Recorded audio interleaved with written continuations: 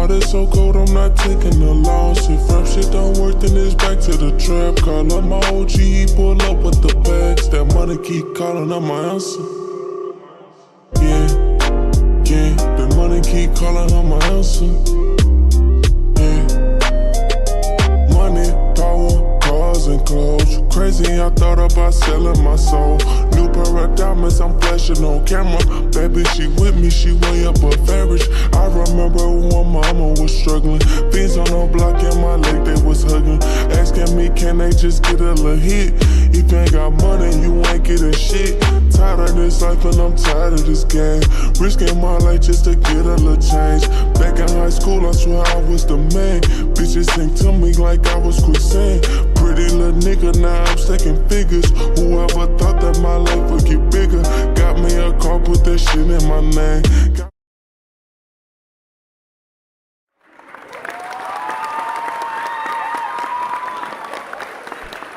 So everybody, man, first off, welcome to my first official stream. And it wouldn't be me if I ain't start this off the right way. So introducing the greatest there ever was, the greatest there ever is, the best to ever do, Houston's very own Cowboy motherfucking Dino, baby. Man.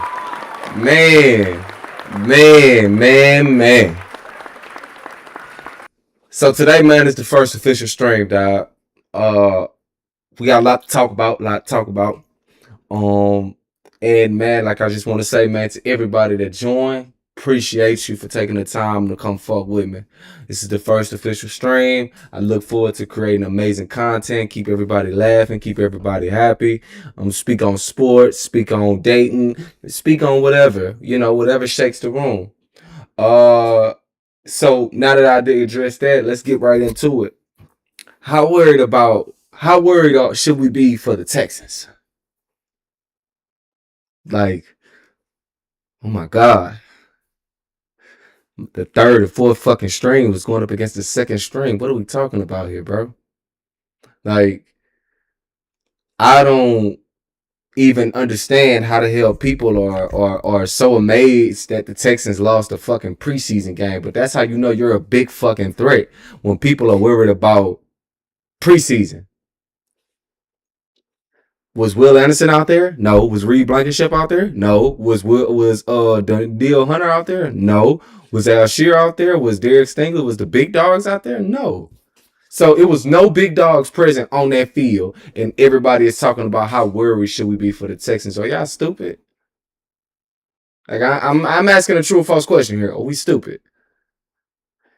The number one defense didn't play that game. See, this is what preseason is all about. Preseason is the second, third, and fourth strings getting a shine. Because right now, this is their Super Bowl. Right now, this is their opportunity to show what they got to at least make the special teams or make the team as a backup. Because injuries do happen. It's life. But the fact of the matter is that we have all these dumbasses, especially these sorry-ass Cowboys fans, going to the game saying that that's the best y'all got. We gonna destroy y'all. Let me tell y'all something, man. You got to listen to me here. I watched the leader in Will Anderson show up to the game. I watched the leader in Will Anderson show up in practice. I'm sorry. Will Anderson was mad that the offense got to the goal line and made them run sprints after practice. From what I've been seeing from that man is that everybody is turned up and ready for him. Everybody is ready to see him flourish and then be the best version of himself. I don't think we understand what the hell is going to happen with this Texans offense and defense. I believe the offensive line got extremely better. I believe the defense, of course, got extremely better. The biggest thing with the Texans is that we can all agree on was CJ, since he's got to the Texans, haven't had the best O-line. I feel like this one is kind of more so upgraded because you go get Wyan Teller, you go grab a nasty ass rookie, and he's going to be nasty. He is going to be nasty. Then, of course, you bring back a couple key pieces, and then you just leave it like that. So I feel like now what I'm seeing from the Texas offensive line, I like it. Like I said, I really like that rookie. I wasn't familiar with his game. But watching him play, yeah, I like it. And I see that we there. I see the Super Bowl coming, baby. I see the Super Bowl coming, baby. I see the H is up. And don't worry, man. Yeah, you see my Texas, my Louisiana blanket. So what? I'm a Saints fan too. I've always loved New Orleans. I always loved the Saints. When when Hurricane Katrina happened and New Orleans first had to come to Texas, like New Orleans has always been good. New Orleans has always been smooth. They always been real good people, and I've never had a problem with them, and I love them. So, it's definitely one of those things, man. And like I say, bro, with New Orleans, you can't do nothing but love New Orleans. You can't do nothing but love the Texans. All right, but I can never choose. If they both playing each other, I gotta have a half and half jersey, half Texas, half Louisiana, baby, because I'm gonna represent both teams. Both teams to me are home. Both teams to me are what defines their city. You go to a Texas game, you're at a fucking parade. You got the slabs out, you got the barbecue pits out, you got the livest tailgate, you got all this. You go to a Saints game, it's like Mardi Gras in that bitch. Like, it's everything. It's not one thing that you're not going to see at a Saints game or a Texans game. And I'm telling you now, you go to either or, it's a fucking movie, fam. And you're going to enjoy every last bit of it. Because, man, like I say, it's just fun, bro. Like, it's different, right? So, when you go to that Texas game, I'm going to tell you, you're going to see the slabs out. That's A. So, for y'all that don't know, we got car culture. So, if you drive a slab, we call the cars candy. Because 9 times out of 10, if you in a slab, you got a candy. So, you got candy red, candy green, candy purple, candy blue, all of that. Those are colors that have to be specially made. So those are not just colors like paint jobs that you just throw. No, those are special colors. I want to say I think it costs $10,000 to get done. On top of the foes, on the foes back then, depending on the seller, you can get all 4 of them. I want to say, but like 25 to 5. And with foes are, hold on, wait, let me show you. Let me show you. Hold on. Let me show you what them foes is. Give me a second, y'all. Lord. Boom, boom, boom, boom, boom, boom, boom. Boom. So here's what foes is. 80 foes on elbows. So these are swingers. Swingers, 80 foes, whatever you want to call them. So Texas culture, we do 80 foes and we do choppers. So hold on, wait. Lord have mercy. These are choppers. So when I was coming up in the H, choppers was mainly ridden by the north side, right?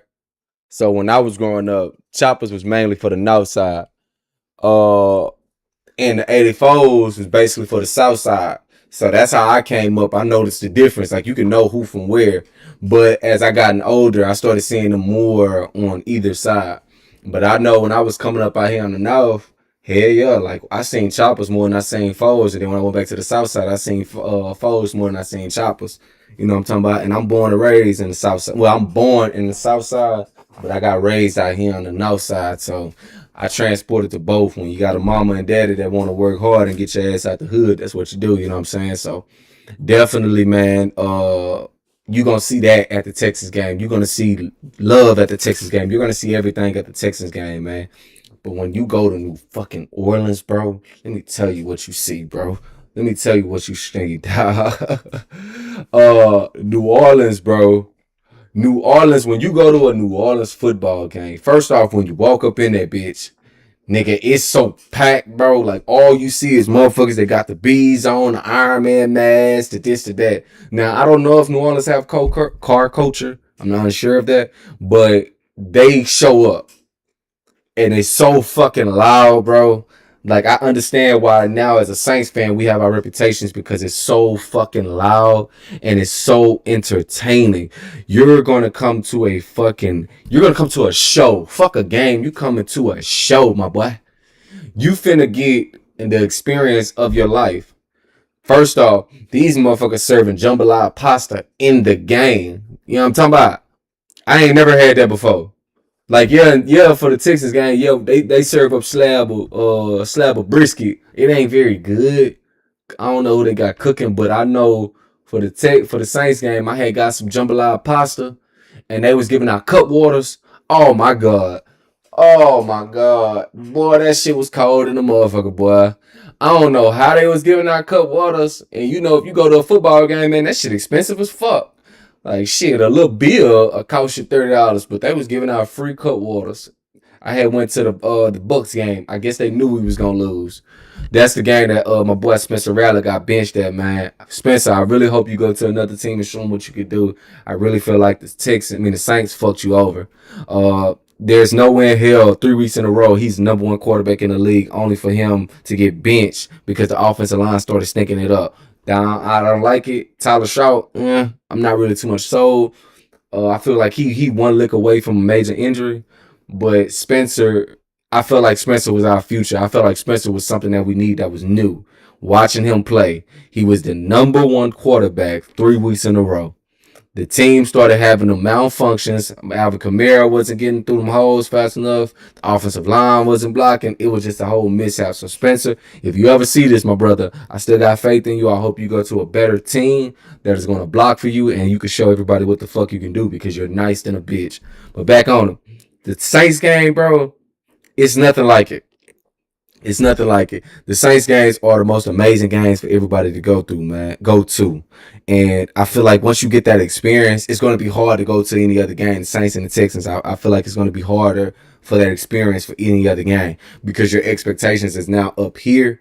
So when you go to another game, if they're not up here, you're going to have a whole fucking problem with it, dog. And, man, I just got to say, but both of them motherfucking teams, the car culture with the Houston and the barbecues, the tailgates and all that, and then just the Southern hospitality when you go to a New Orleans Saints game is just endless, bro. Like, it's no better showing than that. It's no better incitement than that. It's no better anything than that. And so that's why I say, man, if y'all can, take y'all ass there, bro. You know what I'm saying? Like, go enjoy it, fool. Like, it's cool. You know what I'm saying? So, what else I want to talk about today? Because I got a plethora of things up here today. I know I wanted to talk a little bit more sports. I know I wanted to talk. So, Houston versus everybody. I want everybody to understand this, homie. All right?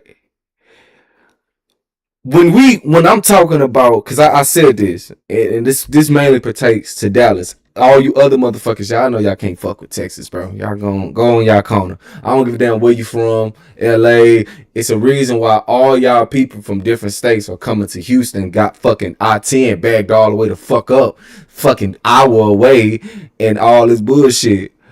So it's like this, homie. When you come to the H, how we do things here, the hospitality, the this, the that, all this stuff is different. You're going to experience culture. All right. Houston is a culture city. All right. So when you come to the H, niggas going to hold the door for you. Niggas going to ask you how your day going. Random motherfuckers. You don't even know these people. But they going to ask you how your day going, how you doing, etc., etc. Right. Now, I'm not saying that Dallas people don't do this, but it's not with that same love like Houston. But you can meet a nigga in the H, and in 5 minutes, y'all at the club with each other, buying the section, having fun. It's just something about the H. And then the coolest people, and I want to hear everybody hear this, the closest people I'm with right now, not even from Houston. I got one of my homies, he getting a CDL, shout out to my boy Mike. He's from Cali. My other homeboy, shout out Merck. He's back in Ohio, close as fuck with him. My boy Stro, he from New Orleans. Who else? My boy Sincere, he from Ohio. And last but not least, my boy Jeezy Glove. He from Ohio. He stay out here. He just got his new highs. Shout out Jeezy. So when you come to the H, everybody come in like with testosterone and all this. You know what I'm saying? Because coming from their cities, they had to be that way. When you come to the H, we showing you a whole different ball game. You ain't gotta do that pussy ass shit here, bro. We don't need you to be, I'm tough, nigga, I'm tough. Don't say shit to me. I'm tough. You gonna get your ass beat. Or you gonna get your ass killed. You gotta pick one. Niggas in Houston, bro, we move on respect and principles. I don't know too many niggas up in the H that play. So when you come around and you got an individual like myself, like, hey, bro, like, look, when you go to these spots, make sure you valet park. Don't ever park your car out on the street, especially in downtown. Don't park your shit on the street. Go valet, find somebody, get that shit taken care of. You go to these spots. If you ain't got no money for no valet, I'd rather you try to get some Uber, nigga. Like, try to Uber or something, or catch a ride with a nigga or something, and y'all figure it out. So y'all can valet. Because if you park on the street, your shit either gonna get towed, broke into, or stolen. Or, shit. I mean, or you just gonna find two people fucking in the car. It already happened. Spring breakers. What the fuck? So, nigga, you want to make sure, nigga, you got a person like me that's gonna, hey, you know what I'm saying? Woody woo. Hey, bro, don't do that. You got people watching you. Because a lot of my partners, they gangbang. Like, and you'll be surprised how many niggas don't know about how Hoovers is or how the Pyrus and Bounty Hunters is down here. And I know about all that shit. So it's like when you come to the city, like, now I'm going to lace you up with everything. Like, I'm going to tell you everything you need to know. Like, if you see some niggas with some orange flags, that them Hoovers. I had one of my partners that gangbang up north, in Ohio. He was like, what the fuck is Hoovers? I don't know what Hoovers is. I was like, yeah, Hoovers, they down here, they deep in the hole. Like, yeah. I grew up hearing about Hoovers all the time. I heard about Hoovers, Pyrus, and Bounty Hunters. Those were the main ones I ever heard about. I ain't know about Rolling 60s really till I heard about Nipsey. But those are the biggest names down here. So once I laced them up about that shit, they was like, okay, cool. Now everybody on point. But it's like this, nigga. Somebody got to take the initiative to really break shit down. A lot of niggas don't teach their homeboys about the city. Like, nah, it's not as crazy as it once was, but it's always good to be on alert and on point. Because if you ain't either or, you're fucked. Like, just me shooting it straight with you. I ain't gonna never lie to you, make it sound fly to you. I ain't gonna give you a couple dollars and tell you to dance, nigga. Nah, nigga, I'm gonna tell you the real. I'm gonna give you everything you need. So whenever I'm not around you, I'm out of town, I'm making money, I'm doing this, I'm doing that. I know for a fact, nigga, I know I can leave the city and let you know, like, hey, you know what I'm talking about? I don't, you know not to do that. Hey, these motherfuckers staring hard than a bitch. Let's pay attention. Let's get back on point. You know what I'm talking about? So it's like always about niggas knowing how to be on point, niggas knowing how to be smart. You know what I'm talking about? The last thing anybody needs to be is off their game. I ain't doing it. I ain't letting that shit happen. You got me fucked up. Anytime you come to the H, my nigga, you gonna be so far on P, you ain't gotta worry about shit. Why would I be your homeboy and I'm not looking out for you? Why would I be your homeboy and I'm not educating you on the city? Why would I be your homeboy and I'm not facilitating you things? You know what I'm talking about? Like, as a partner, my nigga, I gotta do everything I possibly can to help you out. You know what I'm talking about? And you know, that's just from that aspect. So I'm sorry I got off topic. So Houston versus Dallas. I'm again Dallas. I love y'all. I went to college out there. The most love I got from 19 to 20 was in East Texas. I had a partner out there named Youngster because he looked like Black Youngster. I had a partner out there named Debo. We actually had a nigga out there that really looked like Beat King. We called him Beat King. The most fun I've ever had and the most love I've ever felt was up there in East Texas. So again, I love y'all. But when it comes to that Houston culture, I was the most known nigga on campus because I'm from Houston. Like, I swear to God on everything I love. People didn't even call me by my name. They called me Houston. Like, what's up, Houston? And then the girls be like, you from Houston? Yeah, born and raised, candy paint with candy waves. You know what I'm talking about? No, I'm talking about. Oh, yeah, you really from Houston? Yeah, what's going down with you? Now I'm whispering in a little something ill, you know what I'm talking about? But we ain't gonna get there. That's another story. That's another story. That's another story. You know what I'm talking about? But out there, bro, like I felt so much love. Even my roommate was cool than a bitch.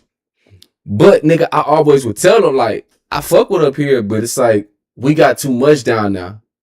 We got too much culture. We got too much. We got too much pride. We got too much everything. Everything in Houston is different. Our food is better. I'm sorry, y'all. Dallas women are much taller. I ain't gonna lie. The finest women I've ever seen came from Dallas. That's because them some bitches was just tall than a bitch. Petite shit. I'm from Texas, Houston. I like thick. I like ass and titties. So nigga, obviously the Coke bottle bodies are all in the H. So this is my preference. You know what I'm talking about? So every bad women that I've seen in Dallas have all been fine, tall, and petite. And they beautiful as fuck. But nah, it's different. You know what I'm saying? When you come down here, cause we got all flavors. We got every flavor on the ice cream chart, my boy. Yeah, you got tall, you got light skin, you got petite, you got dark skin, you got thick, you got Coke bottle bodies, you got BBWs, you got every flavor of woman you could think about. That's why I don't be understanding why these niggas be tripping over one broad. But I'm gonna keep going. So when I experienced Dallas, I loved it, but I love Houston more. Houston is just more, bro. Houston, as far as culture, as far as everything, cannot be fucked with. You got some people that even call Dallas baby Oklahoma, because it's right next to Oklahoma. Funniest shit I've ever heard. And it's like, love y'all Dallas, bro, but niggas just go through y'all to go up north or to the East Coast or to the West Coast. You know what I'm talking about? So it's just like, y'all cool, but it's just like y'all not Houston, bro. Y'all just not Houston. Like y'all'll never be Houston. I'm sorry. Y'all shouldn't even compare yourselves to Houston, bro. You know what I'm saying? So it's all good, man. It's all good, dog. You know, y'all can try to want to be us, but you just can't, bro. You know what I'm talking about? You just can't. So moving on to the next topic. Is $100,000. I remember when $100,000 was rich to us. I remember when $100 was damn near $1 million if you was a kid. Now that I'm older, bro, is $100,000 still something? I remember, nigga, back then you could buy a house for $120,000, and it was a lot. But it's like, is that still a lot of money? What? Let me ask y'all a question. What salary do y'all need to be comfortable in today's economy in 2026? Because I remember making six figures. You was damn near the boss of bosses when you walked through the room. You was the biggest dog when you walked in the room when you made $100,000 a year. So let me ask y'all, and y'all, please, man, please tap in. What salary do y'all need to be comfortable? Now, I'm not very political. I'm not very good with Trump. I don't know really everything because I stay out of everybody's way. I know I don't condone killing kids, and I don't condone that. I know that, but I mean, at the end of the day, it's war. If anybody else had the opportunity to do what we do to them, they'd do it. So I get it, but at the same time, for me and my morals, I'm against killing kids. If soldiers kill soldiers, that's what war is about. Or at least that's what I read. At least that's what I read coming up. At least that's what I watched coming up. Soldiers kill soldiers. A lot of soldiers are spare the kids. So that's the only thing I don't like. But now that, and I say that to say this, now that the economy has grown to what it's grown to is what I think gas is now $3.50, $3.40, $3.50. So now that the economy is like what it's like, is $100,000 still enough money to live off of? And if not, and I just want to ask y'all another question. Do y'all believe y'all could raise y'all family off $75,000 a year? To me, man, 100,000 is still 100,000. It's what you're doing with it. Now, I'm gonna answer from my perspective. 100K, you can do so much with 100,000. It's so much you can invest. It's so much you can put to the side. I always use the metaphor: don't live above your means. So if you make 100,000 a year and you stand in a $3,500 a month apartment or a loft, whatever the fuck, you stupid. You stupid. Car notes. If car notes, even if your credit is good, you finna pay some money. Car notes for what 2026? I was just looking at a new 2026 Toyota Camry. The car note coming out to $700 with a $5,000 deposit. With I think a 14 or 17% APR. So it's like, you trying to get $3,500 apartment with a $700 car note, $200-$300 insurance, and all that shit, and you trying to make 100K last. Nah, live under. You can go get you a ducked off apartment, so you can go to Cyprus. You can get your apartment for $900 to $1,000, right? You go get your apartment, boom. Now, nigga, you still your monthly. Now, boom, you $1,000. Now you gotta go get yourself a car. Okay, cool. Fuck the 2026. Let's look for another Camry. Okay, bet you found a 2020 or 2019. You found that hoe $5,000 to get you, $500 a month. All right, bet. Boom. Now we at $1,500. Boom. Now let's do it like this. Now let's add in insurance. Insurance gonna be about if it come with all the technology, and if you go through Progressive, you gotta go through Progressive. They name your price tool is the truth. Now your insurance will say $200 or $199. Let's just say $200. So now you at $1,700. That's for major expenses. So now with gas is about $50,000 for 12. I say $50,000 for 12 gallons of gas. So boom, now you got to do that weekly. Boom, on top of that, still gotta pay for the electronics and shit. Let's just say you with Xfinity, you got the Wi-Fi only. If you're a streamer like myself, my shit is about $200. Because I had to get streamer gigs. And then like you cut the costs rather than and I said all that, you cut the cost of so much. So now it's easier to go off and do things. Now it's easier to be like, I got extra money in my pocket, rather than you got a $3,500 a month and then you got a $700 a month car note on top of $200-$300 insurance on top of $200. Like, it's so much to do and it's bullshit, honestly and truthfully. And a lot of us player niggas, well, I'm not gonna put myself in this category with y'all. A lot of males and a lot of guys that's just coming on up and up feel like that's what they need to get to impress women. I'm telling you, bro, you don't need to do shit. I say this, bro, and this is to make us player niggas more sophisticated and more happy. Go look at her ex. Go look at her ex. Go look at her ex. Her ex probably treated her worse. Her ex probably didn't give her shit. Her ex probably couldn't even give her $1. And you about to blow bags on do all this goof ass shit, like, just to try to show her like you there for her. Like, nah, fuck all that. I love to battle test women. I love to battle test you. I want to battle test you. I need to know everything about you. I need to know when you come to my aid and defense when I need you. I need to know how far you willing to go to show me that you love me. I need to know these things. Because I need to know if I got a passenger or a co-pilot.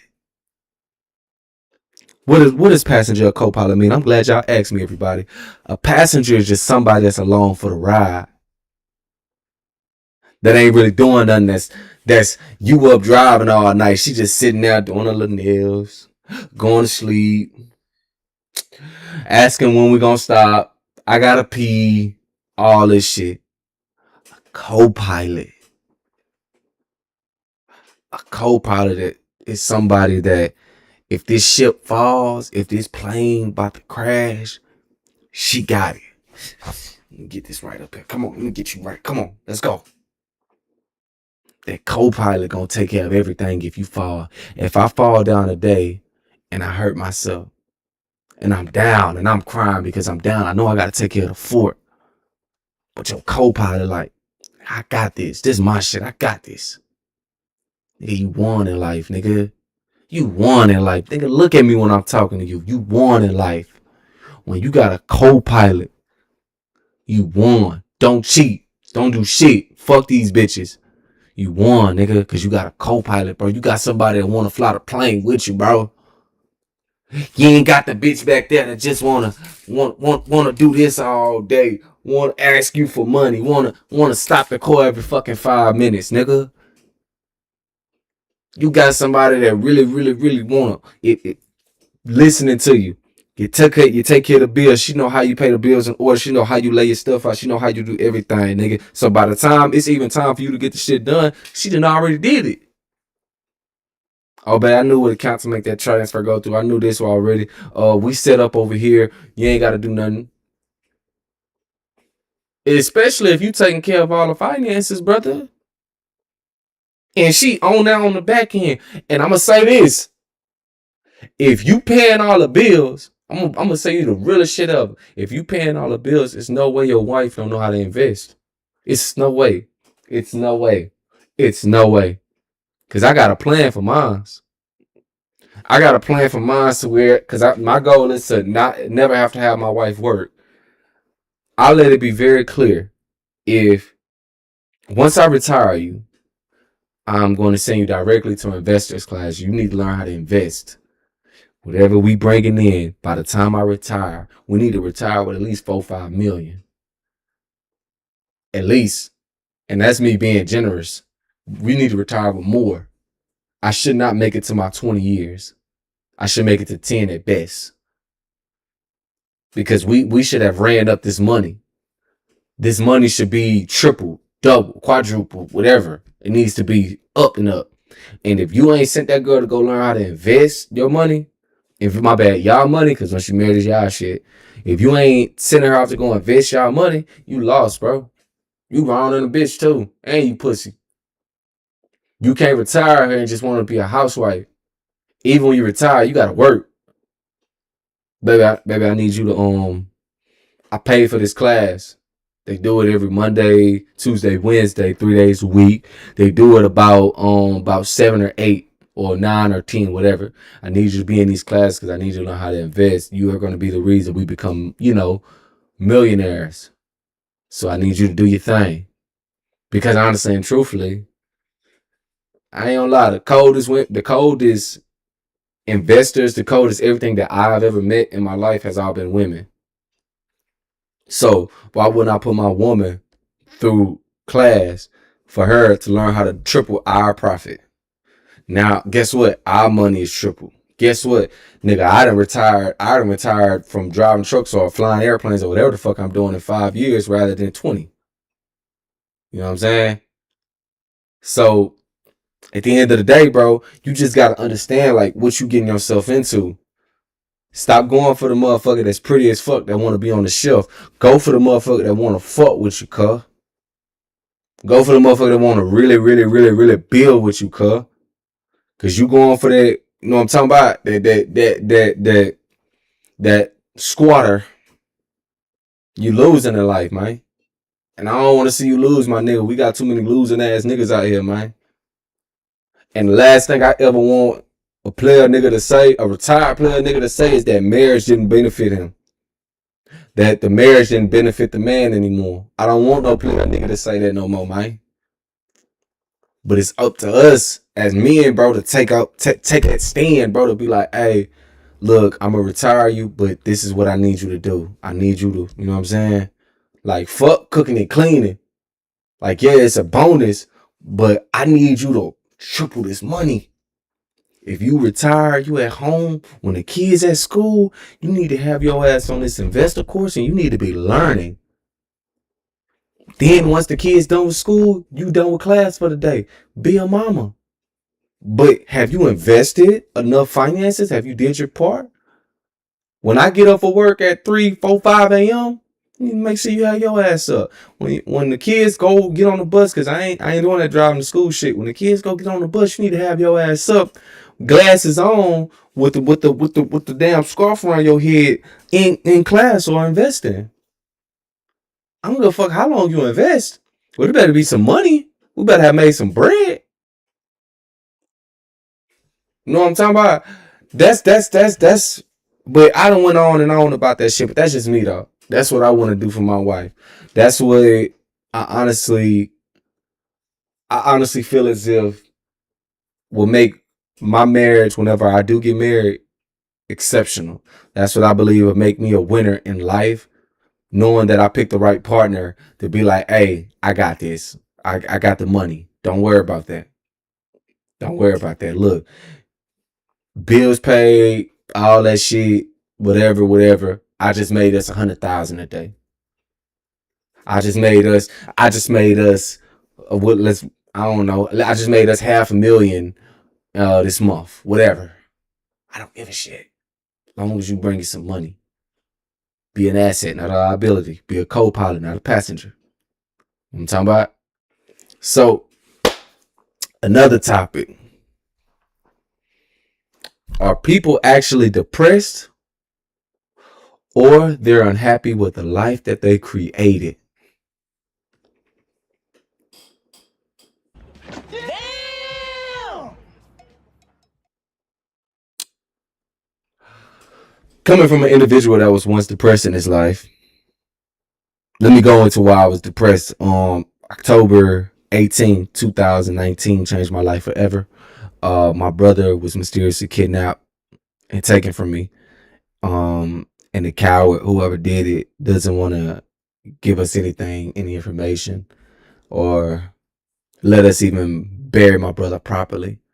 And I had to put in my mind that my brother is dead. And I just had that actually helps me sleep at night, because I used to have nightmares and toss and turn and feel like his spirit is tapping me and with me at all times. Like I would just feel weird. And what helped me to sleep at night was that, like, I just put in my mind he was dead. Do I believe he's dead? I don't know what I believe anymore. It's been to this year. This year be 8 years, 8 or 9 years he's been gone. And yeah, I just had to put that image in my mind. Because if I didn't, I'll be still mentally insane like I was. Let me tell you what I did. So now going forward, how my depression got created is I found alcohol. Before 2019, I drank once a year, and that was just on my birthday. Um, Never really felt the need for it. Never really felt the use for it. But when I lost my brother, like I was so depressed, I just needed something to cope with, and I started going out to the club. I joined the promotion team, Ace Promotion. They got me outside. Mind you, we had some of the finest women in our promo team. So bottle girls, yeah, like my daughter cannot be no bottle girl. We had some of the finest women on our promotion team. And I'm sitting up there like having fun. We got Monday through Sunday. We packed out at clubs every damn day, and I'm drinking. No, my bad. I'm sorry. We packed out at clubs every day, and one day we bought a bottle. And mind you, like I wasn't thinking, but it was the gold Hennessy bottle. And I I man, hold up. I took a shot, and it sent like a rush to my brain. And it was a rush I've never felt before in my life. And I just was like, damn, this good. And so I kept taking shots, dancing party, kept taking shots, kept taking shots. And I started seeing spirits. I seen my brother walk across me at the section.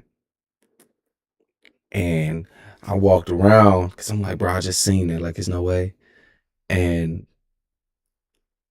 I was like, fuck, he ain't here. He gone. No, actually, I called him and the phone was going straight to fucking voicemail. And I'm just like, bro, I just seen him. And so my promotion team, they came and found me. They grabbed me like, you all right? I'm like, yeah, bro, I'm good. I'm good. And I'm fucked up. Cause now I done just got hurt. Like, I'm like, bro, I seen my brother.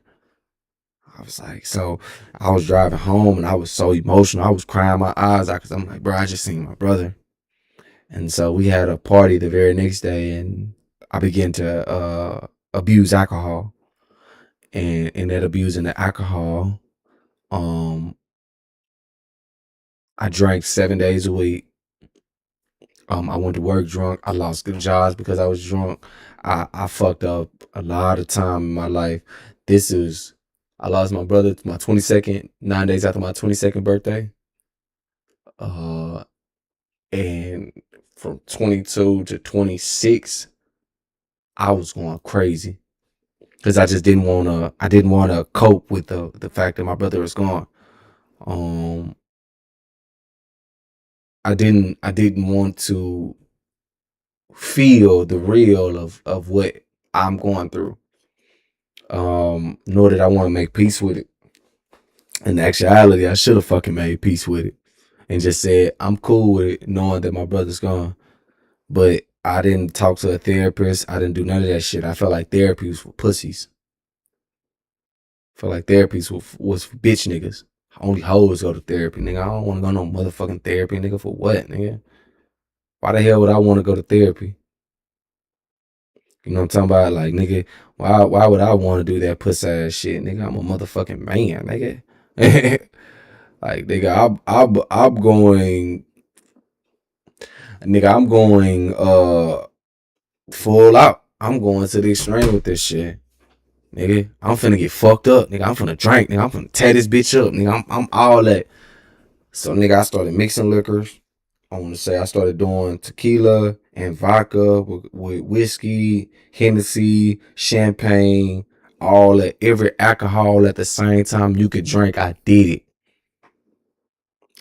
it. One day I'm gonna show y'all the video of it, my birthday video. I literally drank 3 bottles at one time and washed the shit down with champagne. I don't know how the fuck I did that shit, but bro, oh Lord have mercy. Lord have mercy. Boy. Hey, say, babe. It was fun. Hold on, y'all. What's up, Nick? Huh?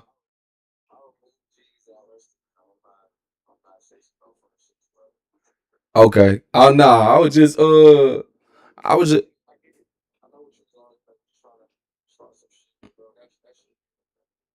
I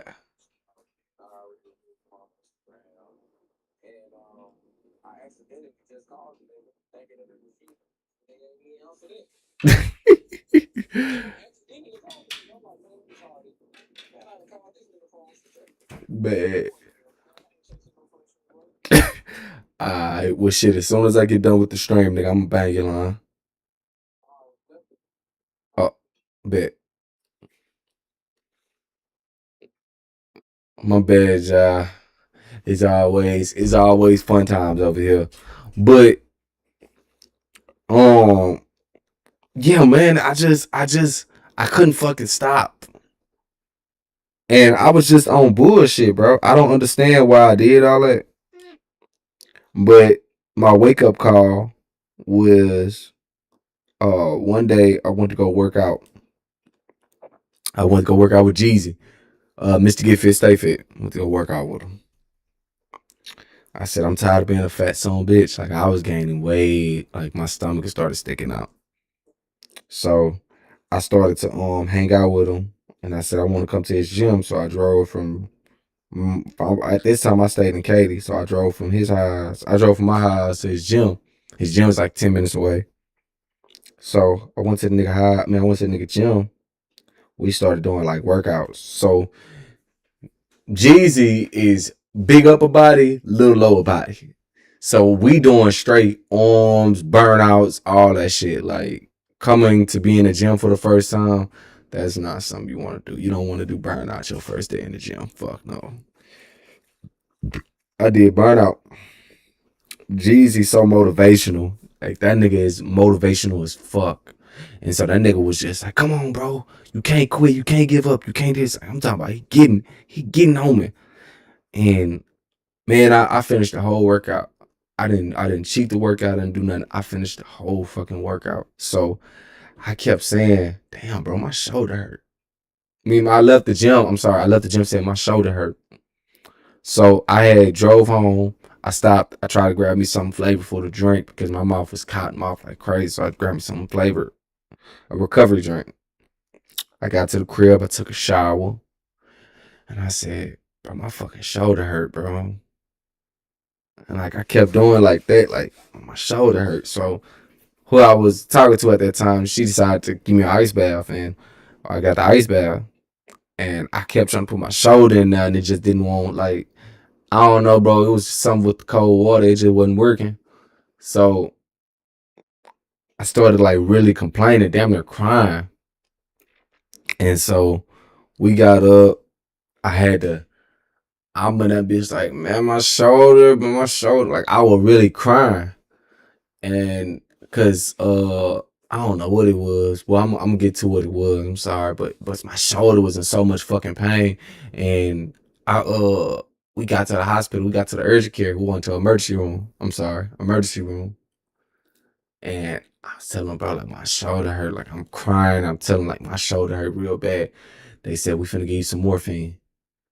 They gave me some morphine. The morphine did not work. That shit worked for 15 minutes, and I started back crying. They was like, we just gave you some morphine. Like, are you okay? I'm like, bro, my shoulder. So then next thing you know, he pulled who I was talking to at that time to the side. He was like, hey, is he on drugs? I was like, what?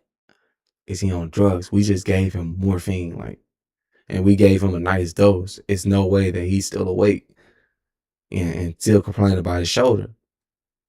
And she was like, I don't know. I've never experienced this with him. Like, he's not on any drugs. He don't do any drugs. And the doctor, he was like, well, let's get him in for an x-ray. They took me for an x-ray. They found out all of the muscle that was in my shoulder was ripped out. I tore out all the muscle in my shoulder. That shit hurt. But then they told me, hey, we got to get you to Memorial Hermann. I said, what the fuck for? They said, you have heart failure, kidney failure, liver failure, all happening right now. Your body is starting to shut down. Like, huh? They said, we got ambulance outside. They're finna rush you there. They got a bed ready for you. And I looked around. I said, I gotta go to work in a little bit. I'm like, I got what? Man, them folks put me in the back of the ambulance. Boy, I cried the whole ride there, dog. Cause I'm like, bro, what the fuck? And I'm in the hospital bed. The doctor was right in that room ready for me. Get him on liquid IV. Get him on IVs. Get him a shot. Get him this. Get him that. Get him. Mr. Broussard, do you know anything? I'm so lost that I'm just stuck looking like this. The doctor was like, Mr. Broussard, do you drink? I need to know the truth. I said, yes, sir. He said, how often you drink? I was like, I don't want to lie, doc. I said, I drink every day. He said, Mr. Broussard, that's the reason why this is happening to you. I sat there and looked at that man, and I was so confused. And they was like, what you did is today when you worked out, you sent your body into a shock. They said once you sent your body into that shock, if you wouldn't have came today, more than likely you would have stroked and died. And I said, bro, I'm just 26. And I just was like, y'all are serious right now. No, my bad. I think I was 24, 25. And I was like, bro, like, y'all can't be serious right now. They was like, yes, sir, Mr. Broussard.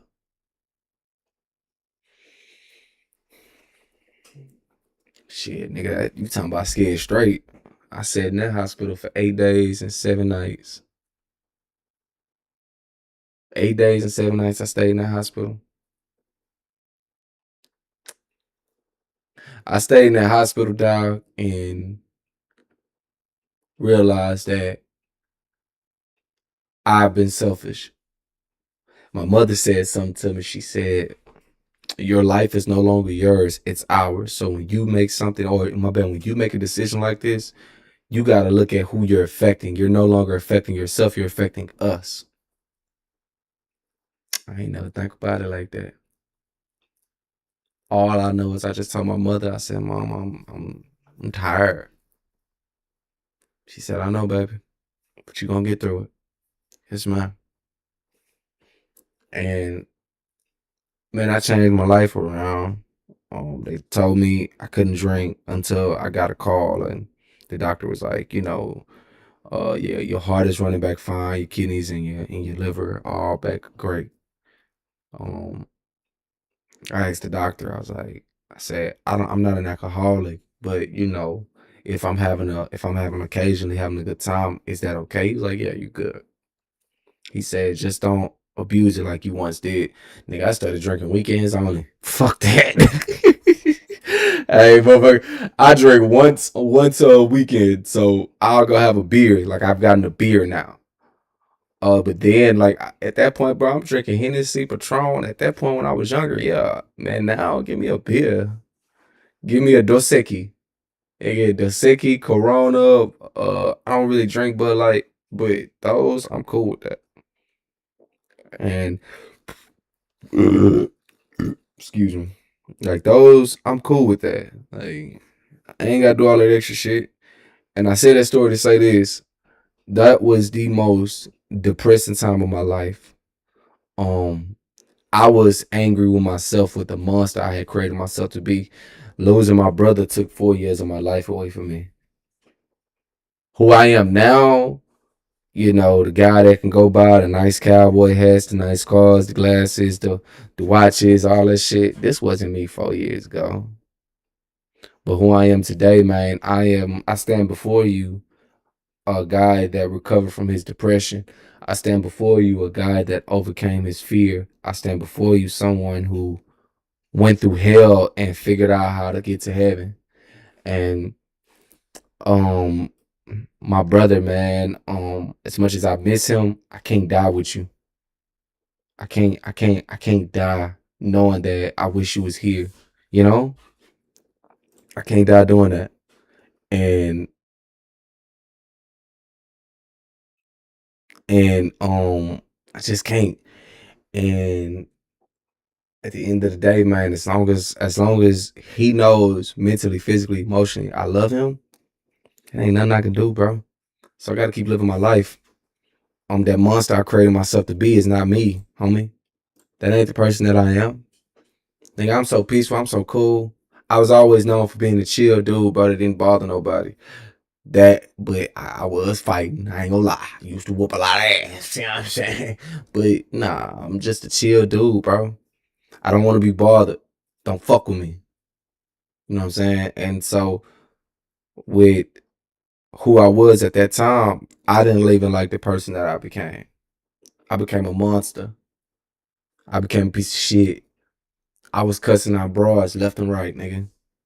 Every dang I ever talked to, I was cursing their ass out, talking to them like they was scum and gum at the bottom of my fucking shoe. And it's so sad that it's a lot of them I can never get the opportunity to apologize to. And I'm gonna pause right there and I'm gonna say therapy is amazing. Therapy is a black man's dream. To every black man, therapy is key. Stop looking and trying to figure out and talk to your homeboys that ain't gonna help you. Talk to the best friend that really just give you some advice, but she ain't going into detail with your motherfucking ass the way you need it to be. Go to that therapist so he can tell you how fucked up you are. Then once you go to him, you're gonna start making them changes because he done called out the realness about you, nigga. Don't be a bitch. Be a man. Go talk to that motherfucking therapist, bro. He gonna help you. Back now we continue. And man, Depression is so real. Depression is heartbreaking, homie. Depression's so fucked up that it'll take your whole life away if you let it. So I beat mine. And beating mines made me the man y'all see before y'all today, homie. Gotta say, man, I was once an individual, bro, that cried so much that I think uh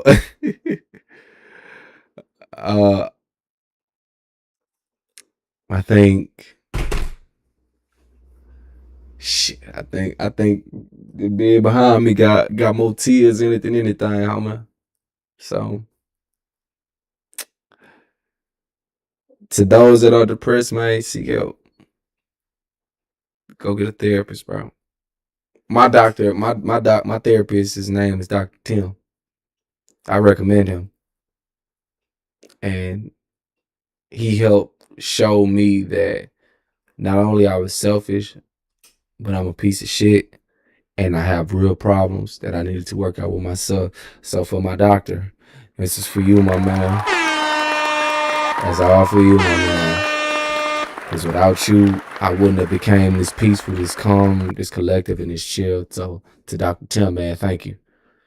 Uh, Last topic, everybody. Last topic. And to my 2 viewers, man, thank y'all. I really do appreciate y'all for joining. Eventually, man, I'm gonna turn them 2 viewers into 1,000, and then at 1,000, then 3,000, that 3,000, then 5,000. And guess what? I'm never ever gonna forget y'all too for joining my shit. You understand me? So thank you for joining this stream today. I really do appreciate that, man. I really do appreciate that, dog. I wanted to get into um I wanted to get into the NBA and the Michael Jordan and LeBron James, but that's I'm sorry, that's just not what my content is about. Like, if you don't believe that LeBron is the GOAT, that's your problem. If you believe that Jordan is the GOAT, playing in the era where it was basically 1-on-1 and not structured how it is now, to where you can run zone coverage defenses, you can run schemes, you could do so much now. I mean, that's your opinion. I'll say this though. If Michael Jordan played in our era, he would have been nothing more than a DeMar DeRozan. And that's honest to God truth. And DeMar DeRozan is not a bum. If DeMar DeRozan played in the 90s, he'd have been 10 times better than MJ. So that's what I feel like he would have been. And I mean, you can be mad about it, but that's your opinion. Watch both of their games before you comment. Go on YouTube and type in DeMar DeRozan's game, like his highlights, and then type in Michael Jordan highlights. Like, if I'm capping, just tell me. But you have NBA players, Hall of Famers, that said the same stuff. If DeMar DeRozan played in the 90s, he would have been the greatest player in the 90s. Like, the 90s was really trash to me. Like, I'm sorry, like, just playing 1-on-1. It's no zone coverage. It's no mix-ups. It's no double teams. It's no this. It's no that. Like, it's a big difference. All right, it's a very big difference. And the game is just way more skilled now. The game is way more organized. The game is now really fun. Because you get the opportunity to watch basketball players make reads. You get the opportunity to see if somebody understands the game. You get to understand that if you can't shoot, 9 times out of 10, you're gonna be on the bench, Ben Simmons. So, you really just gotta lock in, man. You really just gotta lock in, homie. And you know, it is what it is.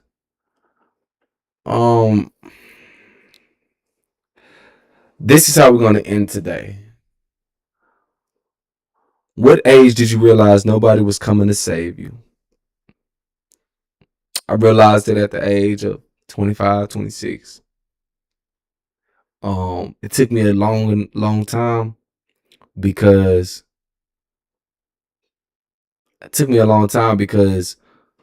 it's a lot different, right? Being a man, right? You don't understand how lonely it is to be a man until you become one. Um, no matter how much effort you put into that woman or your friends or everything, you'll never get that love that you once had. You'll never get that. You realize people are not gonna come to back for you as much as you come to back for them. Um, in my opinion and in my life, I've always been the realest friend anybody could ever have. But you let everybody else tell it I'm a bitch ass nigga, I'm pussy, I'm this, I'm that. And I don't find it to be true. It actually hurts my feelings because it's like, bro, like I showed up for you anytime you need me. And this how you felt about me the whole time. Well now nigga, fuck you. Or that woman that you love, um, she'll shit, nigga, if somebody else cracked the code on her, she gone. A nigga butter her ear up, nigga, and give her the shit that you probably can't give her, nigga, she gonna end up fucking him. And it's just life. So I had seen a quote, man. We walk in this world by ourselves and we leave by ourselves. And as much as I love people, I don't realize people to be. I don't need people to be there for me like I've been there for them. And as much as I want that love and gratitude from everybody, bitch ass nigga, I don't expect you to be there for me, bro. I don't expect you to give me that love and that loyalty that I gave you all my life. So realizing that my friends not gonna come to aid for me like I once came for them was the easiest thing to ever realize in life. And once I realized that, I started winning more in life. I started winning a lot more.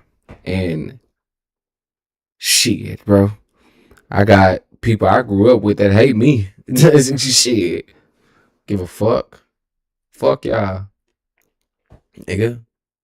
Y'all wasn't there for me when I needed y'all, nigga. When my brother died, nigga, you know how many times people called me today when I said my brother died. When all that shit happened with my brother, you know, people called me that one day or that week, and then the next week, everybody moved on with their life.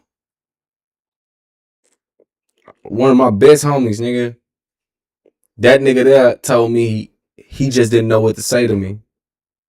He left me alone. Y'all left me to die. I would have never left y'all like that. Nigga, I'd have been there for y'all so much, bro. Y'all would have had to beg me to stay away, homie. But it's okay when you push me away, nigga. I'm gonna move on. I ain't got time for this stupid ass shit, man. Just ain't got time for it, homie. So, realizing this, homie, if you ain't battle testing your women and you ain't battle testing your friends, you lost in life, homie. You lost. You letting motherfuckers get a free ride in a fancy car and you ain't battle testing nobody. So, once you learn that, bro, you gonna win in life. So, that's it for today's stream, everybody, man. So, look, to my 3 followers, to my 3 viewers now, I thank y'all all for joining. I appreciate y'all. And this was the first stream, and I'm happy with it, man. I'm thankful for what I seen. So, thank you all.